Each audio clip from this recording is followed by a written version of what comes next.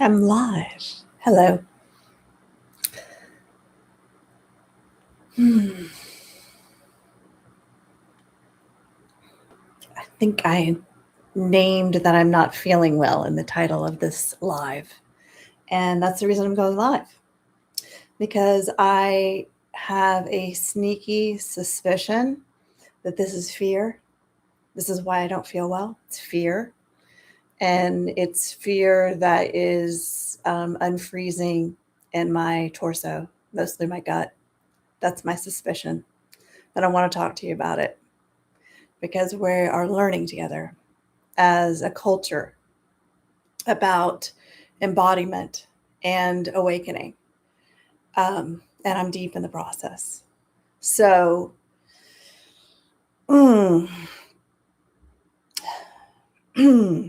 well, I'll start with the most recent experience and then hopefully my history will just unwind. And this is the first time that I'm going live through YouTube because last time I did it through Zoom. So I'm again experimenting with technology and I love to do that. And excuse me for any tech glitches.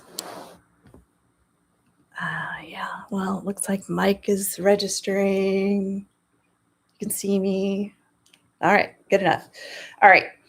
So, well, first of all, I want to say that since I have been through this awakening process, which I had a spontaneous awakening in 2018, I rarely get colds or viruses or anything like sick. But I have experienced on multiple occasions since the spiritual awakening nausea sick, throwing up sick. And as those of you who are in the spiritual world or in the plant medicine world, you're aware that there's a belief that we hold a lot of tension in the body. And then part of what happens during plant medicine, some plant medicine ceremonies, particularly ayahuasca, is you're going through a purge, and vomiting and defecating is the purge, and you are releasing tension that's been held in the gut. Well, my experience was that I had a spontaneous awakening without seeking it. And then I said I had a 2-year honeymoon period where I was not conscious of pain in my body. I was present and awakening and here, and I felt connected to all that is, and I was very content and calm. Um, but I did have two instances I can remember getting very, very, very sick and throwing up. And one time, what? No, actually, it was more than that. Yeah. So, is it related, or is it just coincidence that I happen to get stomach bugs and have these experiences? No matter what's happening now, it's definitely not.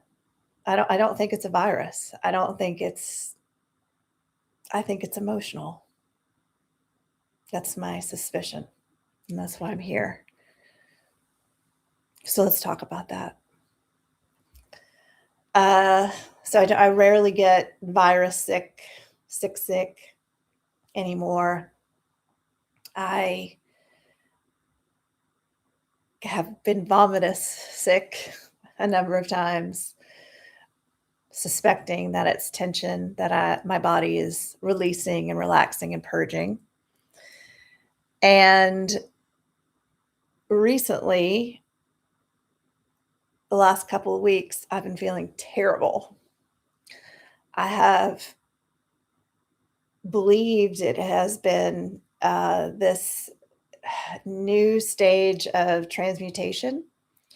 Um, Other people are talking about it now, so I'm not alone. But those of us who've been on the awakening path or the spiritual path or the adult human maturation path for long enough, and are bringing our awareness and our attention into our bodies, um, like you would if you were a Vipassana practitioner, uh, start to notice that there's a lot to feel and that there's a lot of contraction in the body, tension being held. Okay.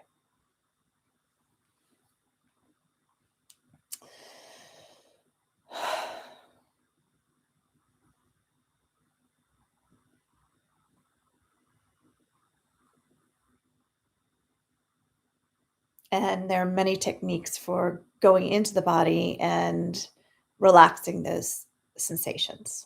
The one that most people start with is breath work.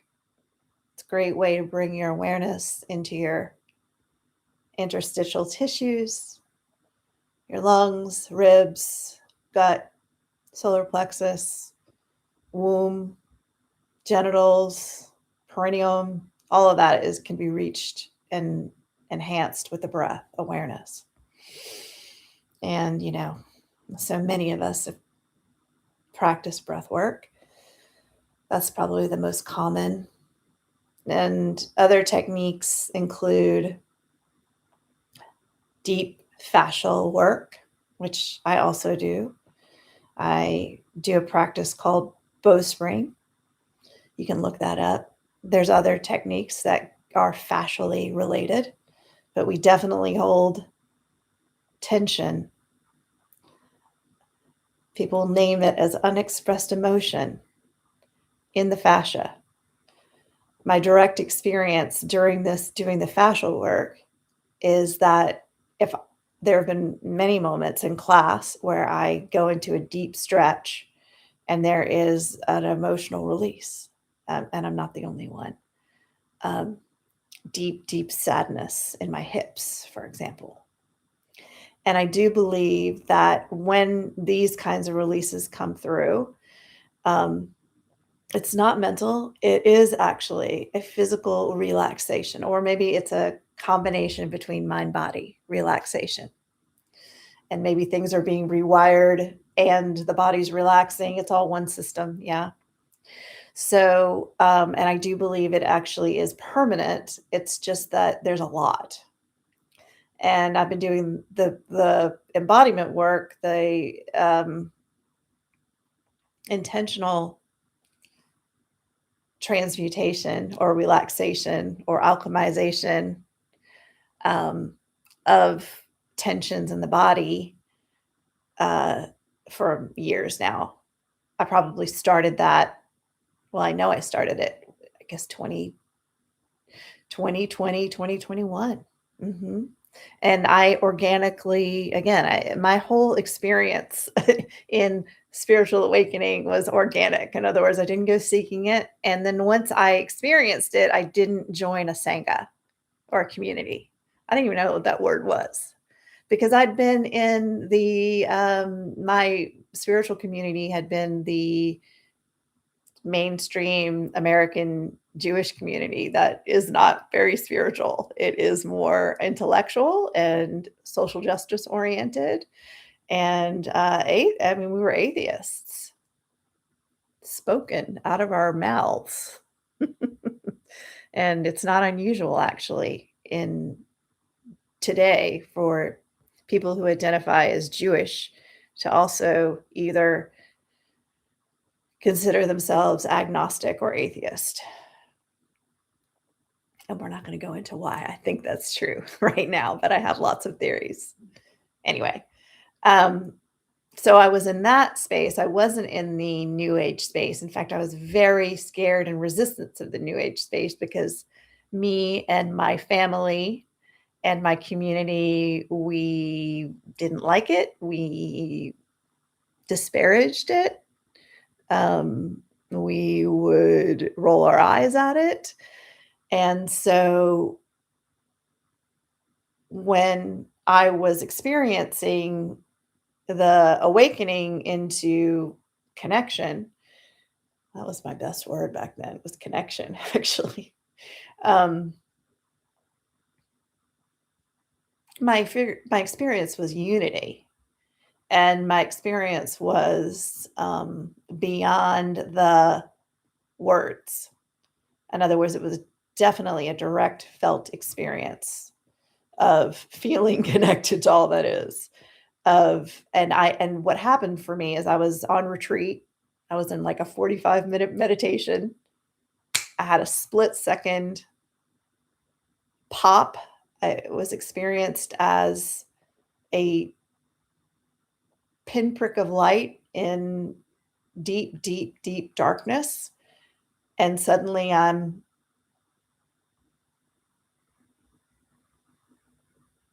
here. Uh, and I remember it being slightly scary in the moment, and then opening my eyes and I'm here. And that lasted for the rest of the very deeply for the remainder of the retreat, of course, because I was on retreat. And it got so deep in the presence or the dropping of the veils for me that I had a hard time communicating. Um, in fact, I remember having dinner with my best friend at the time, um, and she was talking, and her words started to not make sense. And it was like a deep level of I guess you call deconstruction or derealization. I'm not sure. But I was sitting there and I was listening to her and I was hearing the sounds beneath the concept. It was a completely different deconstructed experience. And that scared me. And I pulled myself back from that. But that's how deep I was. Or loose. I don't know what metaphor is better. Expanded. Non conceptual. Here, receiving the signal before the meaning and noticing the signal, the sensation, and the signal before the meaning. And yeah, it absolutely 100% changed me. And I never went back. But I did not prescribe to any belief system about it other than, oh, this must be what people talk about when they say they believe in God. Because I knew that the people like me who are intellectuals, scientists, skeptics who believe in God believed in God because they felt it. And I was very influenced by this man named Martin Gardner, who wrote for Scientific American. He was the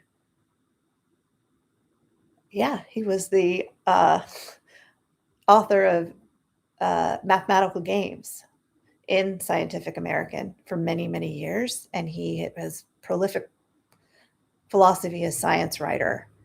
And he wrote, so I knew him through his mathematical games and his philosophy of science work. And then I ended up reading much later his book called The Whys of a Philosophical Scrivener. And in that book, he talks about all these different philosophies and why he is or is not these things.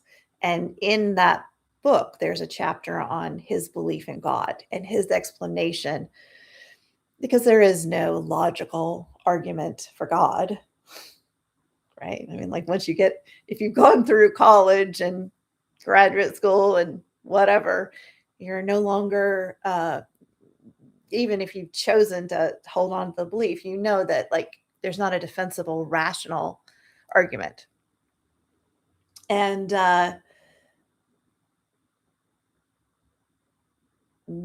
then there's a feeling. And I had read about this from Martin Gardner years, I mean, probably decades before my actual awakening. And then suddenly I'm experiencing, feeling connected to all that is, and remembering his essay and saying, oh, this is it. And I had a lot to learn. And because I think I was resistant to New Age, I stayed independent. And so my experience was organic. And because it was organic, it went fast. I think much faster than most people would allow themselves. I mean, if you were in a community, I would have been guided and probably reined in,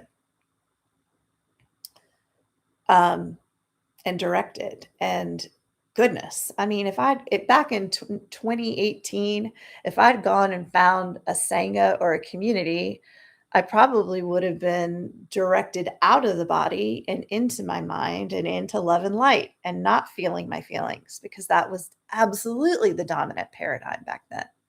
But I wasn't part of a community, so I wasn't being told that. I was just being me and being like, oh, so this is part of the human experience.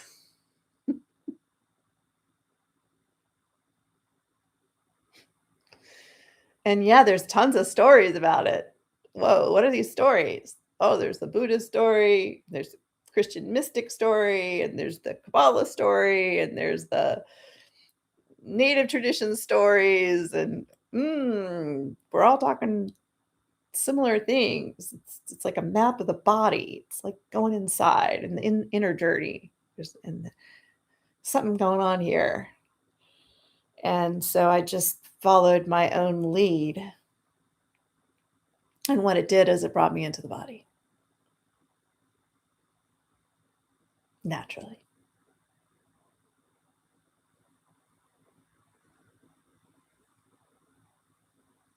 And then, of course, I experienced a ton of like doubt over the years.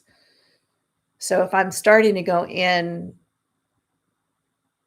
around late 2020, late 20 or early 2021, starting to feel my feelings. I'm doing it because I don't know, I'm pulled. I'm also noticing that if I am feeling resistance, if there's multiple ways for me to get out of that resistance, and instead of using my mind to reframe, if I sit with the feeling, it will soften, and then I'm free. So what kind of things was I working on back then? Let's say I'm sitting there and I don't feel like doing a task for work.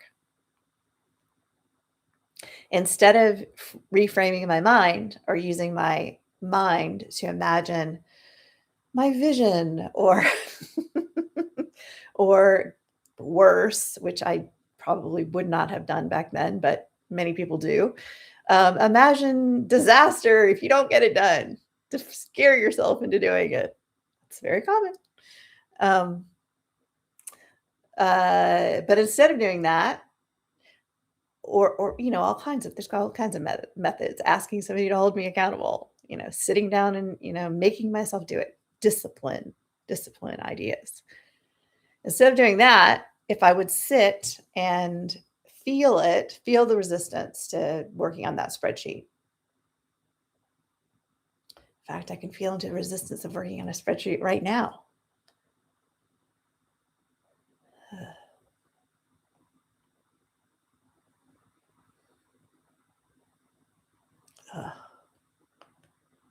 Yeah, it's deep in the gut.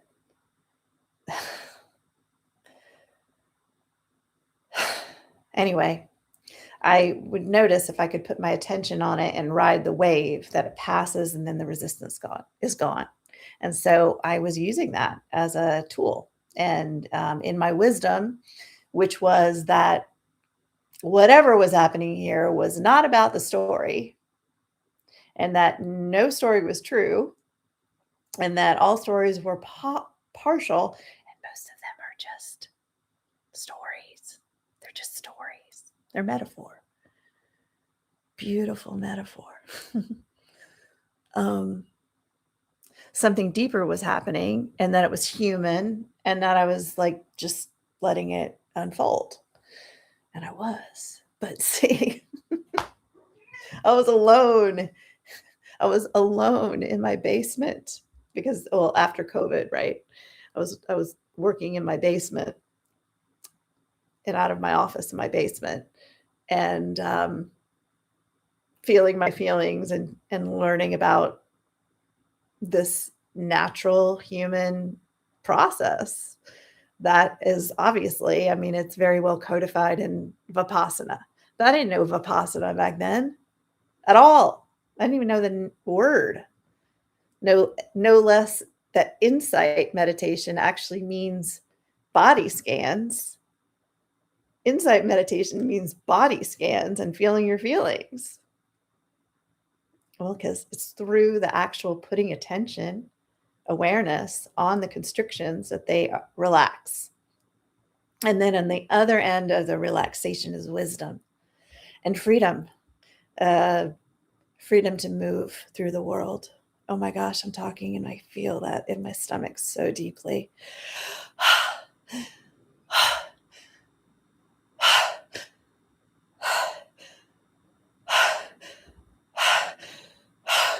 Oh my God, the cat is on my stomach. And I don't know if that has anything to do with what's happening here. But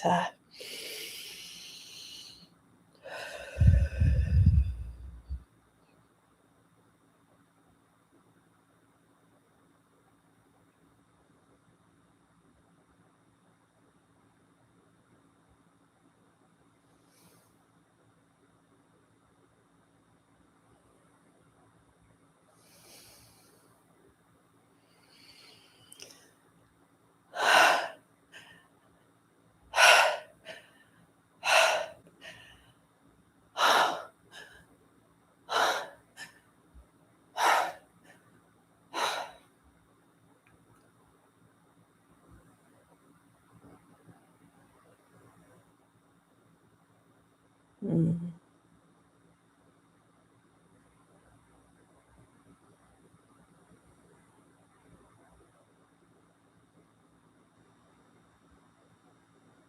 okay, okay. Uh, that wave passed. I guess there's still some waviness.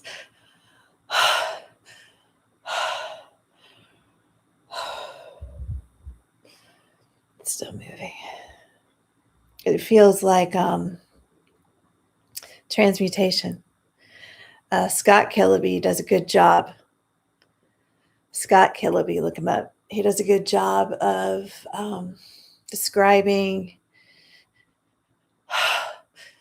the pointer or pointing to and describing the felt sense of does he use the word transmutation? He calls them, I don't know what he calls them now. I was in his community probably 2 years ago. Back then he was calling them the two markers. And this is, and the two markers are, well, this diffuse energy is moving. It feels diffuse and pleasant, very pleasant, actually. To get to the other side, it's very pleasant. It's just very uncomfortable when you're in it. And there's a lot of resistance in going in. For God's sakes, I've been doing this work now for 5 years, and I know how pleasurable it is on the other side. But as it gets deeper and deeper and deeper into the tissues, it's like it takes more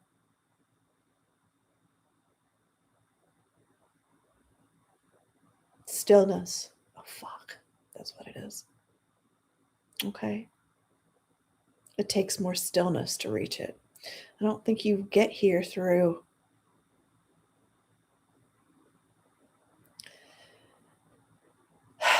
the activity. I am I am a very committed, conscious dancer. I ecstatic dance. I do 5 rhythms, practice 5 rhythms, and I belly dance. And all of those are working large muscle processes, and obviously we're breathing and moving, and it's probably activating the whole system. Um, there's something different here. I don't know. Maybe when we are dancing, the awareness is more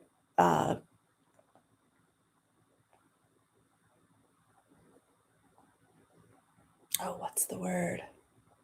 Such a good word. Uh, Proceptive. Is that the word? Proceptive? The sensation of moving through space. I'll look it up. Versus interoceptive. And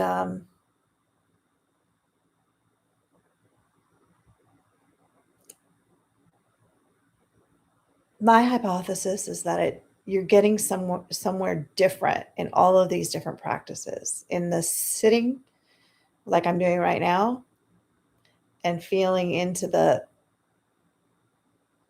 constriction, which I can only do in stillness. I've been sitting in stillness for a day and a half now.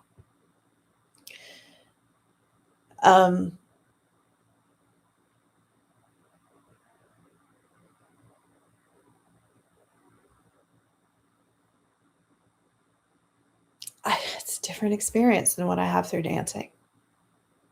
I think it's important for me to just at least share that, because some people who are really into ecstatic dance, martial arts, like the big movement,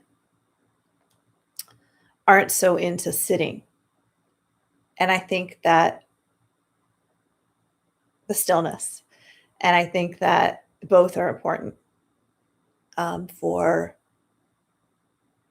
awakening. Not, and everybody gets to follow what their own Eros energy is pulling them towards. That's your path. That's your best path. Yeah. You got to follow your own path. So as I'm talking to you and saying, oh, I didn't have a Sangha, I just intuited, I followed, I went really fast because of it. I had huge losses because of it, huge life losses, because I went fast. And I wasn't in community, the right community. I was in many different communities, but I wasn't in a community doing Vipassana or a community of embodiment that could really tell me what was happening here. No one around me. No one. I was a fish out of water. I was a fish out of water in my family, who were secular, Jewish, social justice, Western medicine aligned. And then I was in the spiritual communities that I was in, that I was touching into. I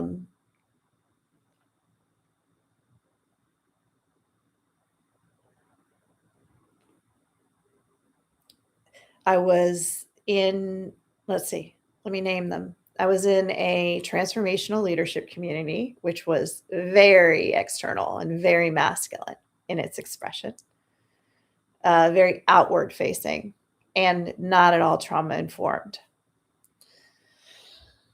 And then I was so they certainly weren't about stillness, and definitely not about feeling your feelings. They were about reframing your feelings. Mind over matter. And then there was my Buddhist awareness coach, who had straight Buddhist ideas, So even though she was very, very compassionate to my emotions, like she would not shame me and she would not tell me, don't feel your feelings and love and light. She also wasn't reading what my experience was because she hadn't had that experience. And she wasn't clocking, what I was talking about in terms of however I was describing my physical experiences back then. And also, she wasn't clocking with my wisdom because my wisdom that was coming through these big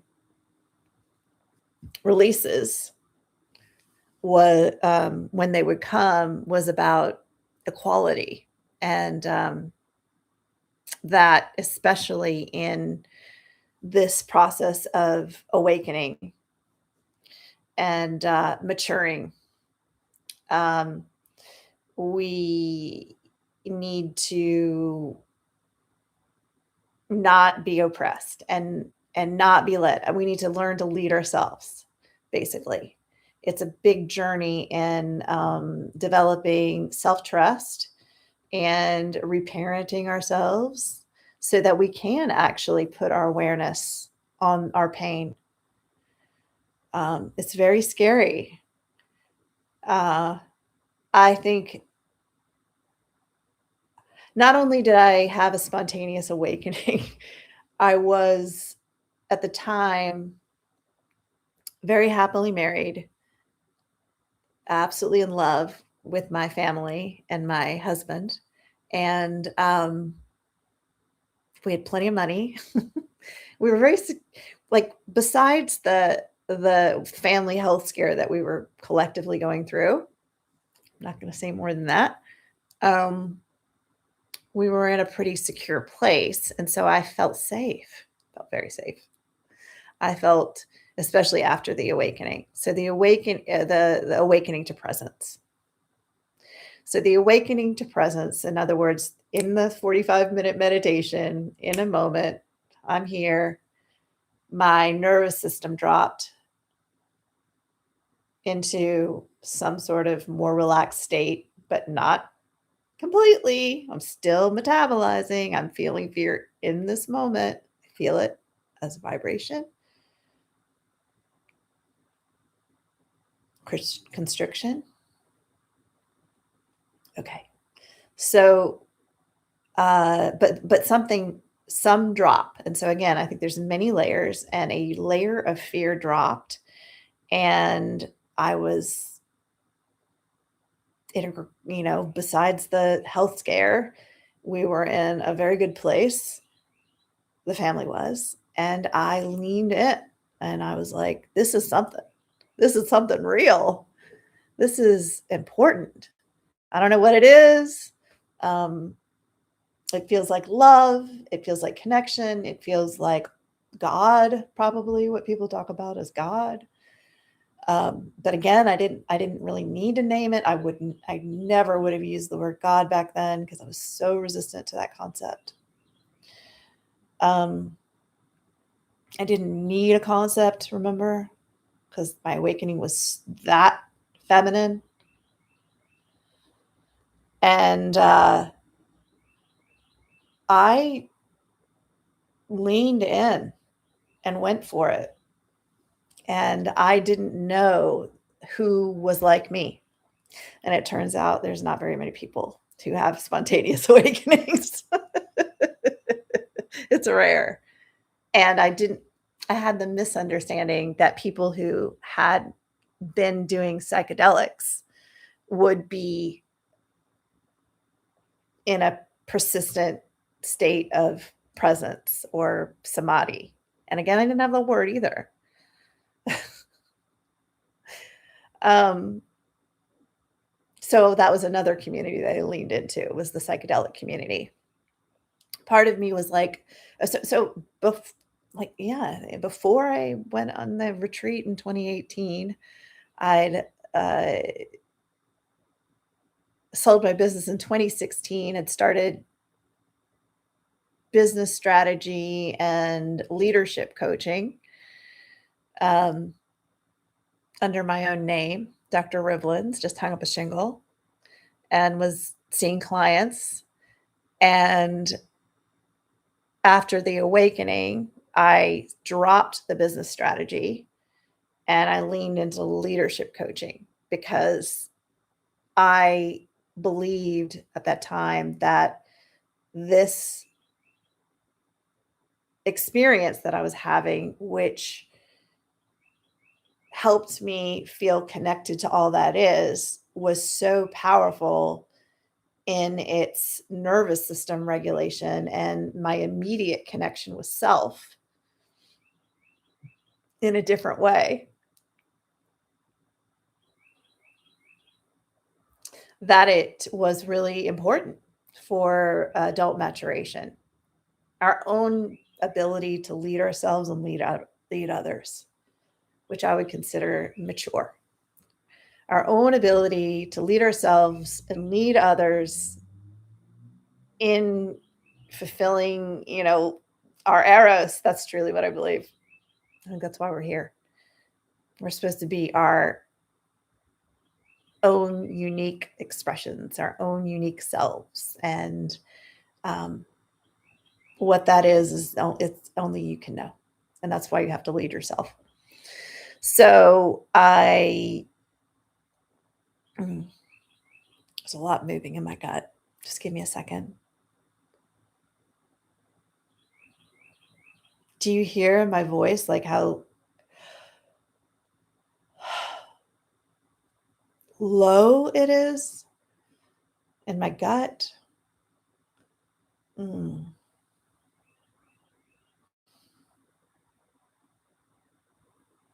Mm.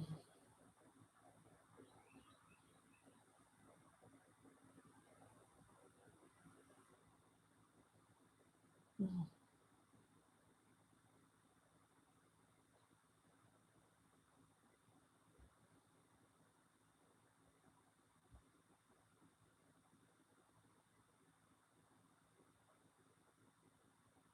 So, yeah. So I leaned into to psychedelics and the psychedelic community, which I had not been part of because I had the spontaneous awakening. I didn't need psychedelics to have the experience, the peak experience, and the continued connection. Um, and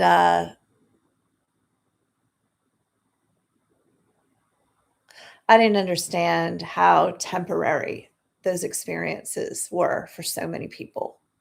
Now I see it because um, people develop, I see how they develop a need to continuously have those peak experiences so they can continue to remember that feeling of safety and connection and being without the constricted self-concept.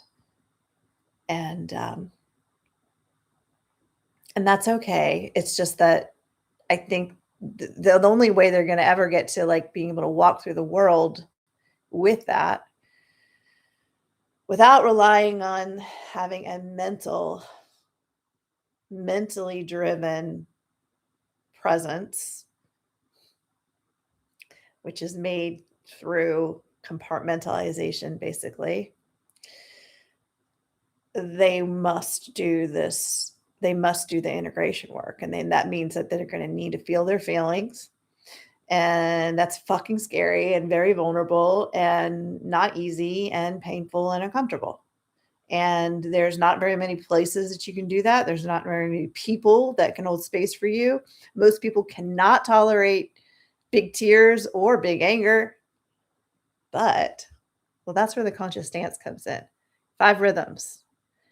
That's where, so you got to get, my experience is that through the Vipassana type technique of bringing the awareness in the body, putting attention on the constriction, thawing it out, getting in that transmutation state, getting the wisdom on the other side. My experience with all of that I don't know. I lost my train of thought. So one of the things that definitely can happen is if I put too much awareness in a particular place in the body, then I can lose my train of thought. And I just did. So hold on a second.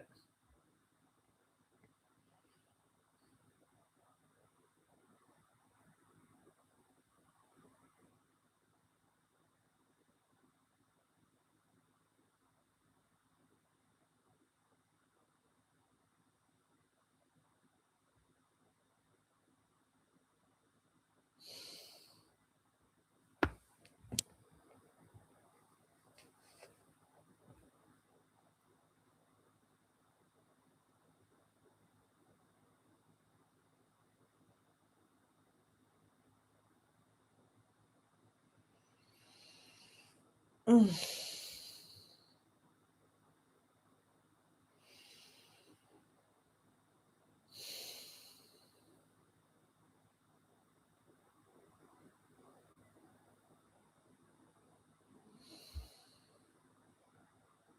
Oh, so yes. So people who are doing psychedelics, if they want to come to a place where they can be walking through the world in, peace and presence without having to use the mental tool of compartmentalization, they're going to have to bring their awareness into the body and do this kind of work. It's the only way to compost and relax the decades of failing to express the truth of your experience. And that has happened, I think, probably for almost everyone, um, at least in the United States, unless you had a very unconventional childhood, because like, even the process of going to school, you are being trained to curb your natural expressions. And, you know, there's many arguments to be made that that's okay. Culture gets to train and maintain so that we can have shared meaning making and coordination and collaboration. And to the extent that we've done it, has not been okay. Just I'll name one thing: sitting in a chair for 8 hours. The amount of time that we put our children into sitting, that alone changes the ability to fully express our energy. And there's decades of that. That's trauma. And then, of course, there's other traumas. There's bigger traumas with a big T. But I would make the argument that almost everyone has the trauma of decades, if you're old like me, of not expressing the truth of their experience and holding it back. And every cry that we withheld, every scream that we withheld, every, you know, expression that we didn't make.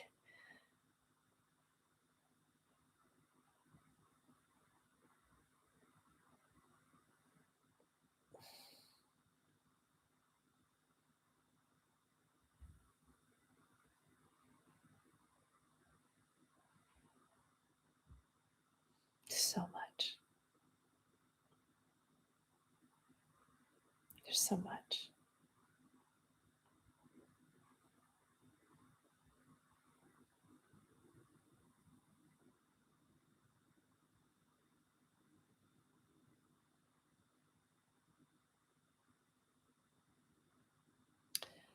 So I've been feeling really rotten